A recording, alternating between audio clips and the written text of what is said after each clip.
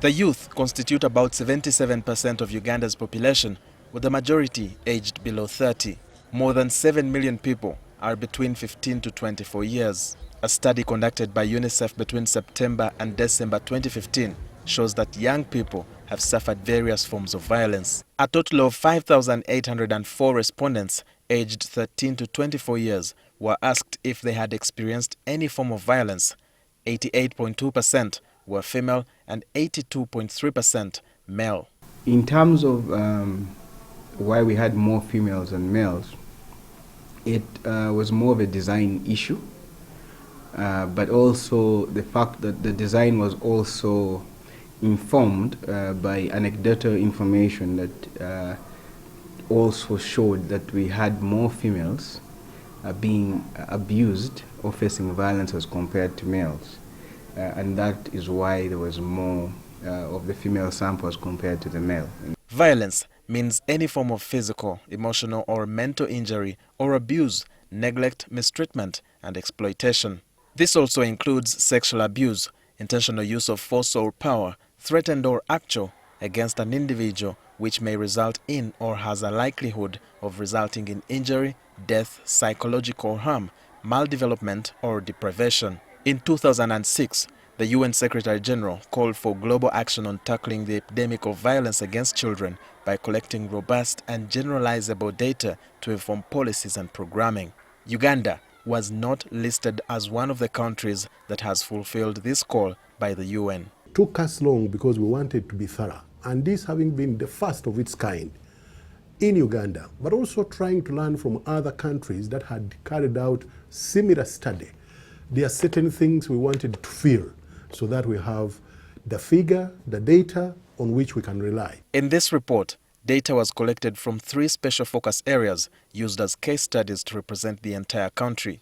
These included Bukoma and Simbi, Sembaule and Rakai, Mubende, Mityana, Gomba and Mukono districts. Special focus area 3 catered for Gulu, Oyam and Lira districts. One of the intentions of the study was to look at the correlation between violence and HIV/AIDS prevalence. And so there was a very deliberate effort to sample districts that had high prevalence of HIV, and that's why there were very specific districts that were chosen, what are referred to as the dream districts. The survey shows that 3 in every 4 young adults experienced some form of violence during childhood, and 1 in 3 young adults experienced at least 2 forms of violence, either sexual, physical or emotional. So what are the factors contributing to violence against children? Corporal punishment in schools, where even up to today you see senior leaders in the country saying, oh, I was beaten so much by my mother or my father and that's why I succeeded. So by uttering such statements, we actually normalize the practice.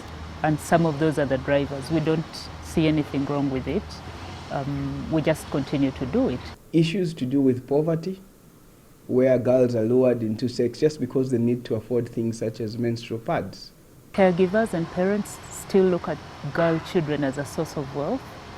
So when they're poor, they know they have this property somewhere that they're going to exchange. Lack of information on what violence is it even criminal? The study also found that half of all 18 to 24-year-old Ugandans believe it's acceptable for a man to beat his wife.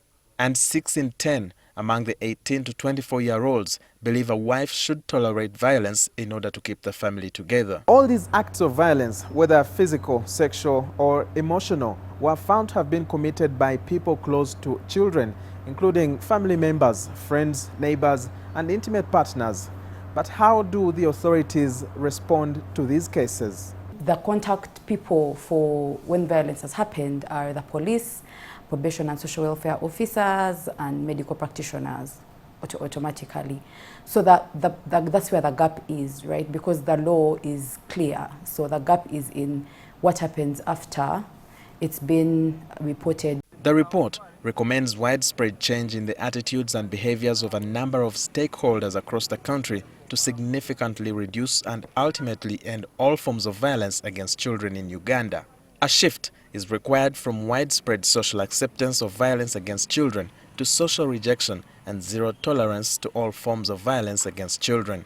Walter Mwesije, NTV.